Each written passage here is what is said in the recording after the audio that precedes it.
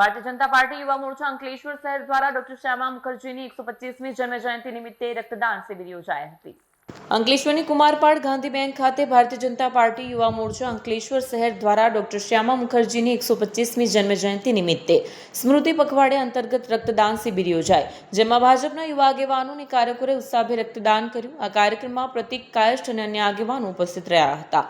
भारतीय जनता युवा मोर्चा द्वारा डॉक्टर श्यामा प्रसाद मुखर्जी ने 125મી जन्म जयंती जेने अमे स्मृति पखवाड़िયું निमित्ते आयोजन करीए छे अने विविध सेवाकीय प्रोजेक्टो अमे आ पखवाड़िया दरमियान करीए छे। आ दरमियान अमे युवा मोर्चा द्वारा भारतीय जनता पार्टी युवा मोर्चा द्वारा आज रक्तदान शिबिरનું आयोजन करेલું હતું અને એમાં ખૂબ જ મોટી સંખ્યામાં યુવાનોએ ભાગ લીધો છે।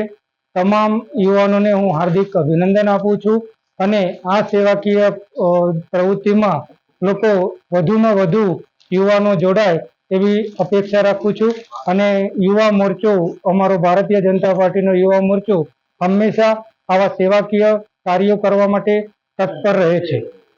भारतीय जनता पार्टी युवा मोर्चा अंकलेश्वर शहर द्वारा डॉक्टर श्यामा प्रसाद मुखर्जी 125મી जन्म जयंती स्मृति पखवाड़िયું निमित्ते रक्तदान शिबिरનું आयोजन કરવામાં આવ્યું હતું। अंकलेश्वर शहर युवा मोर्चा द्वारा બધાને अपील કરવામાં આવી હતી કે રક્તદાન કરવું જરૂરી છે।